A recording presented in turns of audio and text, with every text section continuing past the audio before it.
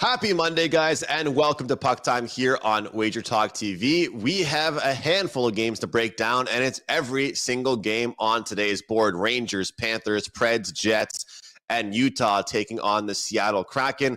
Of course, we will mention some best bets at the end, some promotional stuff, and I'll be back with my prop bets tomorrow with a small slate. I'm just focused on the sides and totals today, guys. No prop bets for me today, but Carm, as I always say to you, when there's going to be a small slate, I want there to be at least good games. And I think we actually have some good games here on this small slate, man. How are you?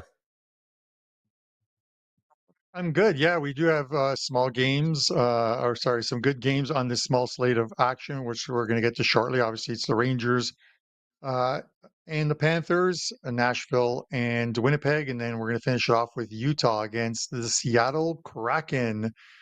And hopefully we can find some best bets along the way. The Andrew's props segment will return on Tuesday, none today. But we're going to break down these three games, Andrew. A pretty good weekend, I'm going to say, before I get into this. 14, 5, and 1 for me, almost 20 units across Friday, Saturday, and Sunday. I'm miffed because I always say you need a little bit of puck luck. The game San Jose and Calgary on Saturday night. I had the over 6 in that game.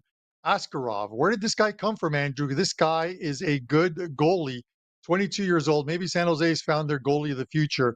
This guy stood on his head against the Calgary Flames. The expected goals post game, I looked at it, was 8.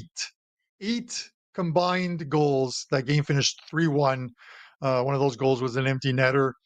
He absolutely just shut down Calgary, despite the fact they were winning. Calgary could have won that game 6-1, easily 6-2. But I got a little bit of luck in that Atlanta game because I had last night because I had the over in that one, over 47.5, and they tied up at 24. So I was pretty happy on that fourth down from the goal line. So we'll take the good, we'll take the bad, and we move on to Monday. Andrew, you look at this one, and you would normally not see minus 195 on the Florida Panthers, like when they're playing the New York Rangers. But this year is a different year, Andrew. The Rangers started 12-4-1 their first 17 games of the season. Since they are 4-14. Now, you slap a different team label on a 4-14, like let's say the Buffalo Sabres, who are 3-13 their last 16 games, and you think, well, it's a bottom half team. You don't expect much from the Sabres. You don't expect much from Columbus. It's what you don't expect this from the New York Rangers. 4-14. The media is all over them, Andrew. Larry Brooks, who writes for, I think it's the New York Daily, when the papers start writing about Laviolette, he's pretty much done. So whether this is a hot take or not, Laviolette's gone. I think Drury gets rid of him after this game. I think they start the new year with either Mike Pekka or Phil Housley behind the bench.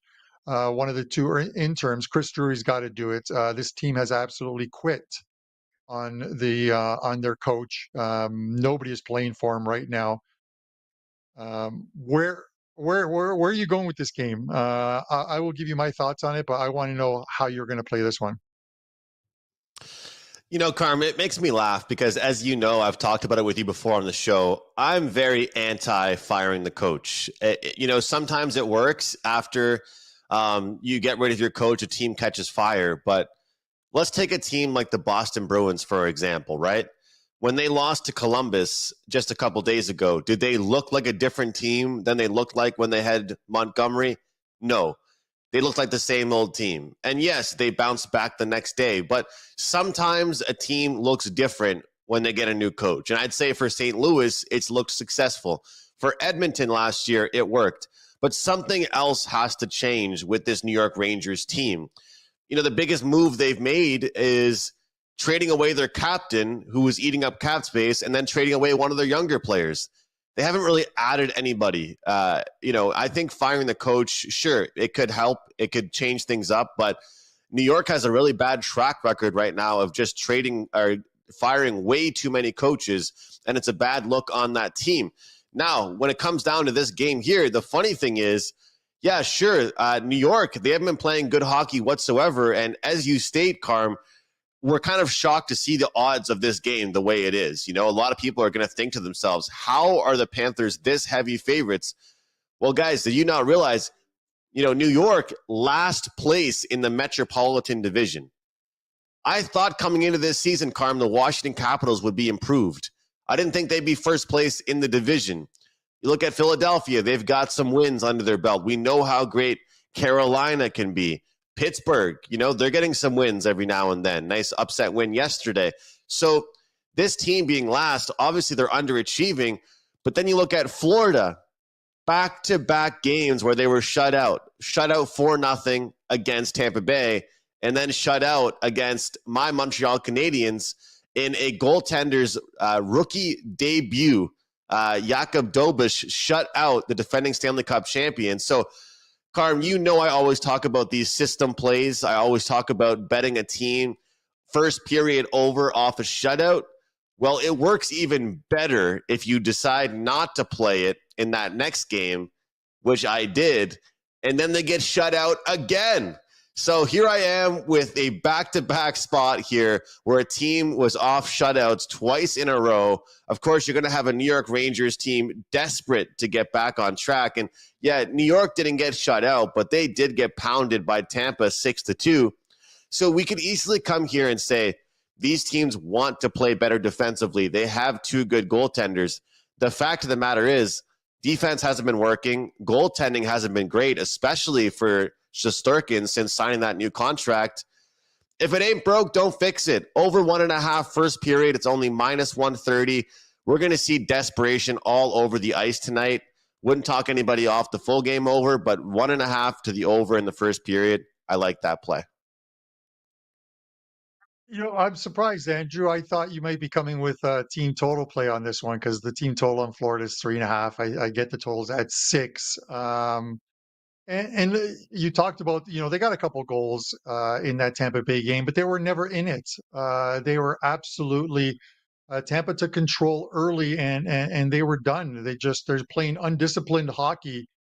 And normally you can look at a team and maybe find some bright spots in the last few games that shows or highlights. And I talk about this all the time, the highlights that this team might be turning around. I don't see it here.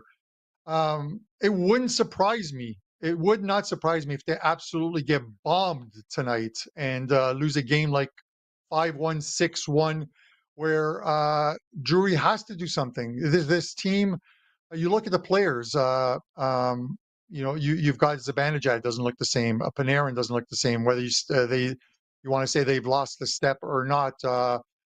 We talked about like Kreider. You look at Adam Fox. You look at the Rangers as a whole, and you look at teams, and this one just seems like they've given up. Shesterkin gets that big contract, so he's got his money. They just aren't playing well. I can't find anything in their last few games that would tell me, they somehow went into Dallas and surprised Dallas Stars 3-1, but I think they're like 2-8 their last 10 games, and one of those wins was against the Buffalo Sabres. So during that 13-game losing run, I can't find any positive that would tell me the Rangers have a shot tonight. Now, I get it. Once you hit the ice, anyone can win on any given night. It's kind of like the any given Sunday. But I just don't see anything that points to the Rangers. I think they know that a few more flat games by them and Laviolette's gone. When the media starts to turn on the coach as well too, and saying that the players have quit, and it's usually a very bad sign. After the Florida game tonight, they return home and they've got to start the new year, January 2nd. They've got the Boston Bruins coming in town. They've got Washington, Chicago, and Dallas. They've got some home games mixed in with a couple road games in Washington and Chicago. And you talk about, Andrew, you've talked about it before. Sometimes making that coaching change before somewhat of a light schedule is a good thing because teams grab a few wins and all of a sudden turn the corner. They need to turn the corner, man, because the last place in the Metro for this team in New York for that payroll is unacceptable. And we have a lot of Ranger fans. I know we have a lot of Ranger fans in our live chat normally.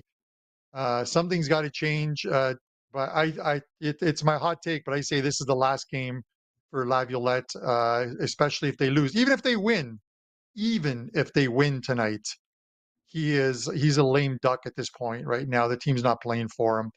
I would lay the 1.5, take the plus 130, and take Florida. So that's my thoughts. Any follow up? I just wanted to add, Carmen, it's a great point by you. I think we talked about this last week a little bit, maybe, about the schedule coming up for Florida. Because, like you said, a lot of times I would talk about a light schedule coming up. But if you look at some of these games, light schedule for New York, and if you look at some of the games that they lost recently, that's kind of the disappointing thing. It's not like they've been losing these marquee matchups. That's the scary part for them, right? Is that they've been losing games against teams like the Chicago Blackhawks and, some weaker opponents. So when you look at this, I kind of figured without even looking, I was like, you know what? I bet they're going to have a tough schedule in the new year because they've been playing easy teams. And then you take a look at the schedule, and as you mentioned, they're going to play Carolina, Boston, Washington, all these tough teams in the Metro. So life isn't going to get any more fun. It's not going to get any easier. But I'll throw it back to you with this, Carm. Obviously, you can't fire general managers. Don't fire themselves. It takes a lot for a GM to get fired. They go through coaches first. But was it a real bad thing for them to get rid of their captain? Because it seems like everybody liked him on the team. There was no animosity. It's almost like they wanted to get rid of the contract. Is that something that you can really do during the regular season? In my opinion, that is an off-season move that you make. And for them to just dump him over to Anaheim like that, the way that they did, that's got to disrupt some chemistry. It feels like this team is not a team right now.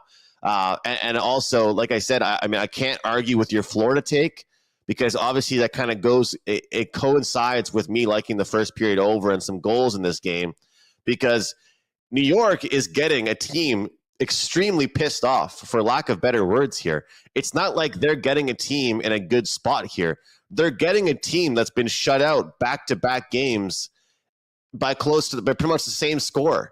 It's not like New York is getting a soft spot. So can't argue your puck line there, but any quick thoughts about the Trouba situation? Because I think that actually does play a real factor in this team right now. The team is not a real team right now. I think it's one of those ones where if the players themselves like him and they move him, it just brings more animosity into that dressing room, and they start thinking maybe it should have been. It's not him that should have gone. Maybe it should have been someone else. And if you look back at Peter Laviolette and his past coaching, good first seasons, terrible sophomore seasons, and that's what he's having with the New York Rangers right now. He's not having a very good sophomore season with them, and sometimes what happens in that first year, it wears thin in the second year, and I think they've just had it. Like this one seems. Here's the problem, Andrew. This one just seems too obvious. It is like you see the light at the end of the tunnel and you're running towards it because you're like, I am going to cash this ticket until you find out that light is a train heading your way. And something happens tonight and the Rangers surprise you and get a victory tonight. But even if they do, my take remains that Laviolette's going to be gone from this team. What better way for the Rangers to do it than to blow out losses in Florida? Laviolette stays there, doesn't travel back with the team, and starts his vacation early because it's 4-14. I'm sorry, it's not the beginning of the season where teams like the Edmonton Oilers started terrible last season, fired their coach, and had a great season. This team started 12-4-1 and is 4-14, and you cannot equate that. You can't say this has anything to do with injuries because Shesterkin's been healthy all season. The defense for most of this season so far has been healthy. They're just not playing for their coach. They aren't. We'll see what it looks like tonight. I'm going to watch this game tonight because I'm curious to see what how this game turns out, and then look for the news afterwards. Maybe they fire him between periods. But with that said, Andrew, we've got a good game as the second game, Winnipeg and Nashville. This one's Nashville's been taking some money on this one overnight. Winnipeg opened at about 150, 160. It's down to 135 plus 115. The total sits here at 6. I have to think that that Nashville, until they get it going, and it looked like they were getting it going before the break. They had a very good 4 or 5 games before the break, that Christmas break, and then came out of that Christmas break, and they weren't prepared. They were very sloppy against the St. Louis Blues and losing that game 7-4. You fall behind early in an NHL game, a couple goals in the first 10 minutes or so. It's so tough to come back at times. I think we're going to see a steady diet of sorrows for the next little while for them. Hopefully, he gets a start tonight. Hellebuck should get the start for Winnipeg. Andrew, I'm going to go a little different here because I'm drawing a line through that St. Louis game. And I think that Nashville is starting to turn the corner because I saw a lot of positives before the Christmas break. And if there's one team they play well against, and if you look at the history between these two, the recent history is this Winnipeg team. They even beat this Winnipeg team earlier this year in Nashville. I'm going to take the first period. Preds are plus 110 in the first period. Their last 10 games, they are 5-2-3. They're profitable in the first periods, and that's has a lot to do with their turnaround. They're starting games a lot better. They've had the lead 5 times. They've only trailed twice. It's been a profitable situation, and I'm going to look for that tonight. They're going to have to be good because this is a very good Winnipeg team. So I'm taking the Preds plus money first period, plus 110 on the two-way money line. Your thoughts? First period, I like that, and they have, like you said, they have been playing well, a little bit better at least lately. But one thing I'm going to go off here, Carm, and this is kind of just a very recency bias type of play here. A team giving up 7 goals post-holiday break like this team, they're going to want to bounce back immediately with the defensive performance. You mentioned that we're going to see a healthy serving of UC Saros moving forward. They had a couple of days off. They come off a game where they give up 7 goals against not only, not really a high perennial offensive team, the St. Louis Blues at that. Giving up 7 goals to the Blues is a bit different than giving up 7 goals to more of an elite team. I like the under 5.5 in this game here. We got 2 elite goaltenders going head to head. When I take a look at these teams, of course, we have seen overs hitting in some Nashville games recently, but 6 of the last 9 games between these two teams have gone under the total. We've seen 11 of the last 14 meetings for the Winnipeg against a Western Conference opponent go under the total. And when these two teams get together, it's a lot of neutral zone time spent. It's a lot of time in the middle of the ice. It's a very low-scoring style of hockey. And I just think when I look at how both these teams have been playing lately, even though there was that slip-up for Nashville in that game against St. Louis, it's defensive hockey is what I'm seeing right now. Nashville, in the month of December, they rank number 5 overall in expected goals allowed. They're giving up the 5th fewest chances in the month of December, and I feel like that can really help them out in this game in particular, especially coming off that embarrassing loss. I mean, Carm, we look at things in 2 ways, right? Coming off the holiday break, you have energy. You really should be focused. You should be locked in defensively, or it's the legs aren't there. You had too much Christmas dinner, and it's an offensive goal fest. Well, that's what we saw in the Nashville game. We didn't really see that as much in the Winnipeg game against Ottawa. But when some teams have a bad defensive performance, kind of you see a string of games like that in a row. When teams like Winnipeg, Minnesota, and of course this very Nashville team have a bad defensive game, typically I look for an immediate defensive response. So with that being said, I like the under 5.5 here. Under 5.5 can be tough to take these days. We don't see as many 5.5s as we once did betting the NHL, but I like this one here to be a defensive game, Carm. So, hey, there's a way that you and I can certainly both cash tickets here with your first period and my full game wager. But I like defense in this game, and I'm sure that kind of helps your style out as well with your play, Carm. Looking for more of a lower scoring game. It's just, Andrew, like sometimes you see, and I talk about it, and you only see it if you watch the games. You see how the game flow is going. You see whether they're making the mistakes. You see whether they're playing a 200-foot game. It's kind of like Brian Leonard, Marco, and I were at the Vegas game, and and Vancouver looked visibly tired in the third period. The Golden Knights were getting so much.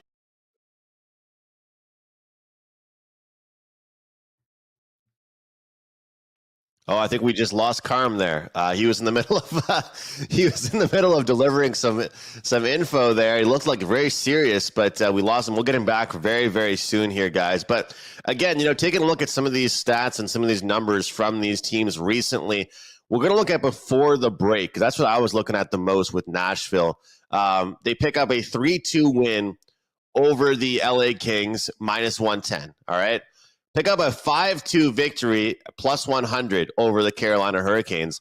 And then as favorites, minus 135, they lose 7-4 against the St. Louis Blues. So, like I mentioned, there's certain teams that you kind of want to just follow the trend, right? If they're not playing well defensively, you don't really expect that to change. But for a team like Nashville, they're a team that kind of has that immediate response, and we see that quite a bit with them. Guys, while Carm is kind of getting back on track with us and just resetting his computer there, let's take a quick look at some futures here, because looking at the conferences right now, the Western Conference, the Winnipeg Jets are 8-1 to win the West.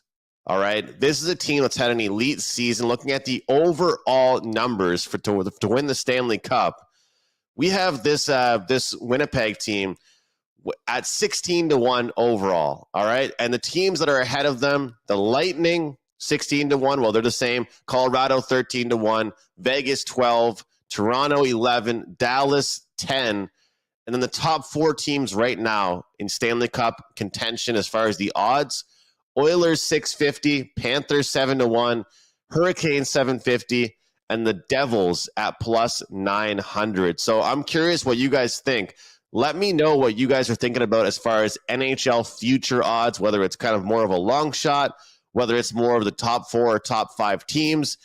Because, some people might say, hey, look, you kind of missed the boat on some teams. But I do think with this Winnipeg team, they started off really strong. And then they kind of hit a bump in the road. So if you want to take that 16-1, right now, I wouldn't talk anybody off it, because I really don't think that number will get any bigger. I think that this team has a pretty good schedule coming up. Like I said, I trust both these teams to win low-scoring games. The Nashville Predators absolutely buried themselves with a horrible start to their season, and it just hasn't gotten much better.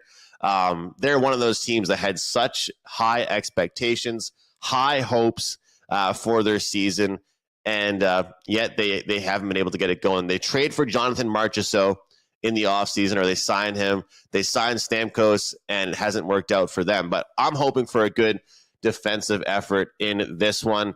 Guys, we're going to see if we're going to get Carm back in this one. Hopefully we can get him back. But let's move on to the next game here, guys. Let's move on to the next one here.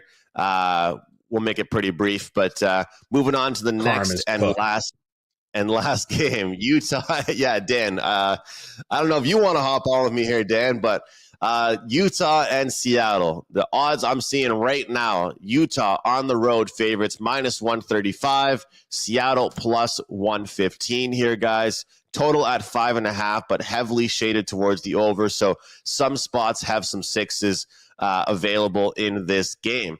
All right, so when I take a look at this game here, guys, the fact is I think that Seattle has underachieved as of late. This is a team that, for me, I think that they have a lot more to prove, but at the end of the day, they haven't been showing it. So you kind of have to ride with a team like Utah a little bit here.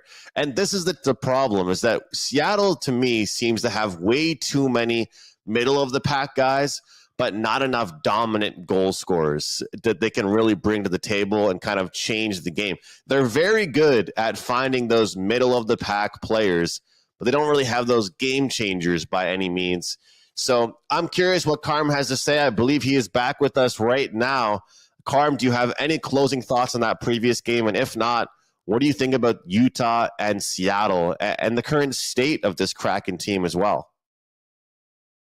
Yeah, I'm not sure where I was when my Wi-Fi froze. I just saw a picture of me on the screen there, and it wasn't a pleasant one at that.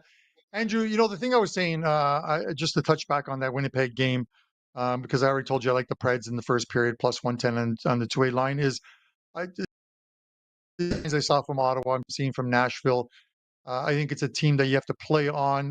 Because I think they're starting to get better. I'm going to draw a line through that St. Louis game, and I think that moving forward, I'm going to look to play Nashville because I think you're still going to get them at plus prices. Get them at plus prices on the road. So it's a team that I want to take in many spots. I think they're going to get better. There's a lot of talent on this team. Going to this Utah game, this is one where Utah. Dan, did we lose him? Damn, Carmine's working with that Buster Wi-Fi down there in Mexico. There he is. There he is. Yeah, Jeez. we're having Carm, Wi-Fi you issues here. hotspot from All right, Buster's house in Mexico? Carm, Utah, Seattle. Utah, Seattle. Yeah, Andrew, I know. Hold up. Okay, take it easy. Take a deep breath. Utah, Seattle. It's a play I put up on the WagerTalk site. It's a free play. You can get the comprehensive right up there in the free play section. But I'm going to take Utah in this spot. They were 120 when I released it this morning. They're up to minus 135 right now. It's a team of back-to-back losses at home against some very good teams in Dallas and Colorado. But it's hard to discount the fact that this team is playing extremely well on the road. And you look at some of the teams that they beat on the road in winning, I think 7 straight, and I think eight of the last 10 or 8 of their last 9. Going to Vegas, beating Vegas 6-0. Going to Colorado, beating Colorado. Going to Minnesota, beating Minnesota. They're beating some good teams. And the Kraken, I think, are fortunate. Vancouver fell apart in the last 5 minutes of that game, allowed 3 goals, sent that game to overtime, and Seattle wins that game. I'm not ready to anoint the Kraken are back. Give me Utah minus 120. Yeah, I couldn't agree more with Carm. I just think that the Seattle team has the capabilities. They have it in them to be a good team, but as of right now, we are just not seeing it. The inconsistency levels of this team is just something that I can't get behind here. And I know that's coming from someone that's ready to back a Utah team that's lost a few tough games in a row. One of those was against Anaheim, but they did put up 4 goals in that game. But the other 2 were against a Colorado team that's playing extremely well right now. And I told you guys that goalie tandem is going to be really good for Colorado. And Dallas, of course, losing to them 3-2. Meanwhile, Seattle, long term, they've lost to a lot of different teams. They've lost to Colorado, of course. They lost to Vegas. But when you lose to Chicago, Ottawa, and everybody in between, it's something I can't get behind. And I know that the Seattle overall has faced some tough opponents, but at this point, I do not trust them. I don't believe in this team. And I know they, at a large scale, have played better at home, but I can't back them, Carm. Maybe this would be a team total spot, but I do worry about how focused Seattle will be defensively because it's not been going good for them lately. So maybe they will play some good defense. So I'm right there with you. I will take Utah on the road to get the job done. No team total, no regulation. We'll stick with the money line on this one here. I think that for Seattle, I got to see it before I can believe it. I just want to see them string a game or 2 together. Utah, I understand they've not looked good in a couple of games in a row. But again, those have been against some elite teams. And Seattle, it seems like they could be playing against anybody. Whether it be Anaheim or Colorado, and they look like the exact same team to me. So I'll take Utah on the road to get the job done. Carm, I think it's a good time to mention that promo code that we have going here. It's still available, and it's available until the January 1st, 2025 strikes, I believe, tomorrow at midnight. And that is Holiday 25% off. Fill your cart, guys. Take advantage of a package from your favorite handicapper, whether you're looking for hockey, whether you're looking for NBA, whether you're looking for UFC, whatever it might be. Could be for soccer as well. Holiday 25 is a great 25% off promo code. You guys can use that up today and tomorrow before it expires.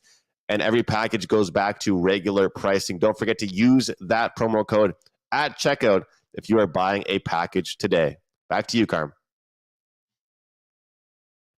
Andrew, best bets.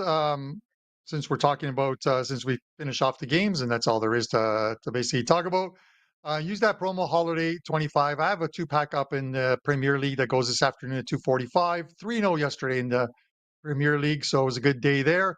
And a couple plays up in the NHL as well too. So maybe grab the 1-day all access, use the Holiday 25, and knock $25 off of that. I'm looking forward to it. I'm probably going to have a couple prop plays up in the NFL tonight. My best bet for the show is going to be the Utah game that I mentioned. I have it written down at -125. Is at -135 right now. It's still playable for me.